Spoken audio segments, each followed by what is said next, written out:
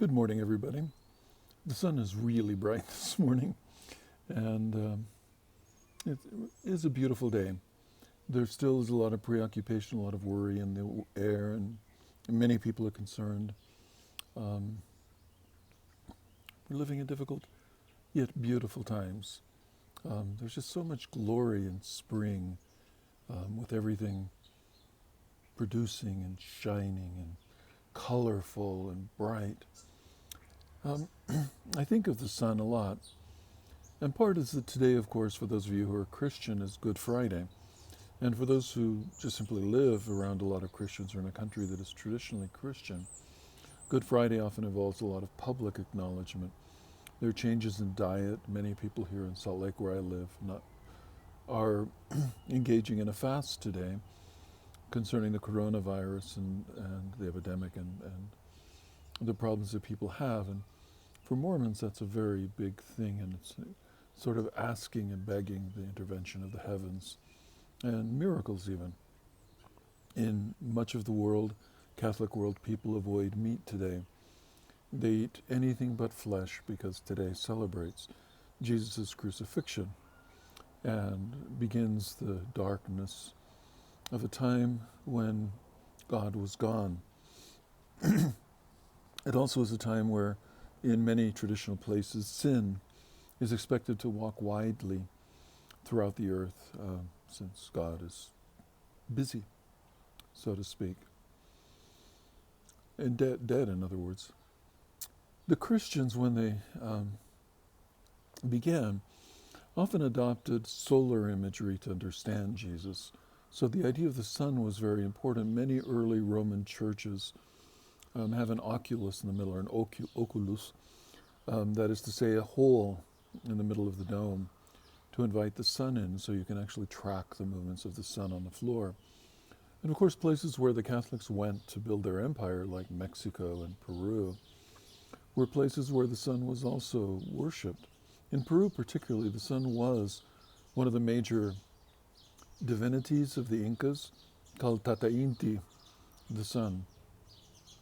And so solar energy is very important.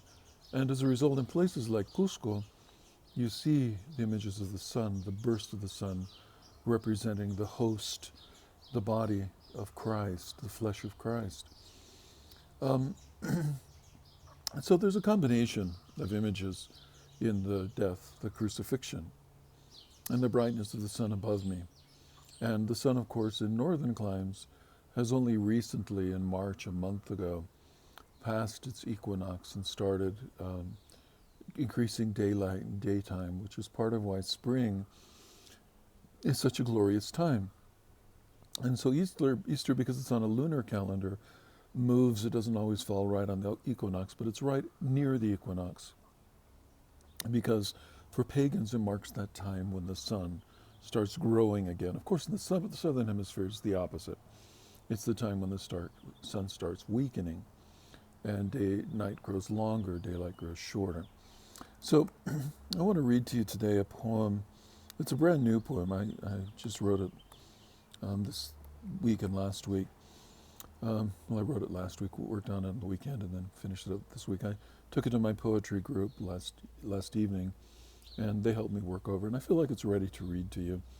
And so I'd like to. It's called The Sun.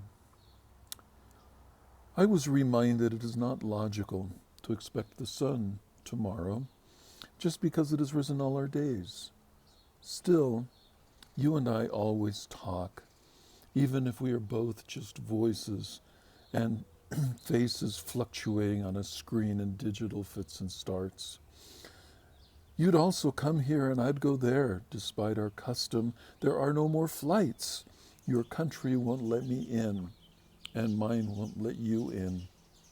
Even the internet wobbles and slows as if it too may soon disappear.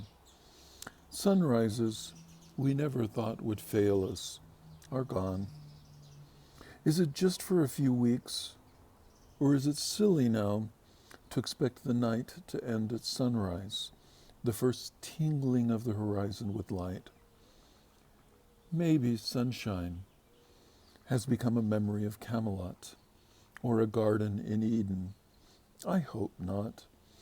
But once bountiful supermarkets run short while malls are closed, for days there is little meat. We are told there's plenty of food and not to worry. But can it make it to stores when trust, like tissue, runs scarce? Farmers discard milk, tomatoes and squash rot in vast industrial fields. For now, you and I still converse online. Is it logical for fear?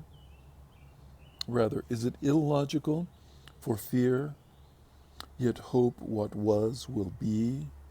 The sun will again fill our sky? Thank you all. I will see you on Saturday as this adventure of ours continues. Take good care and have a wonderful, beautiful day. Bye.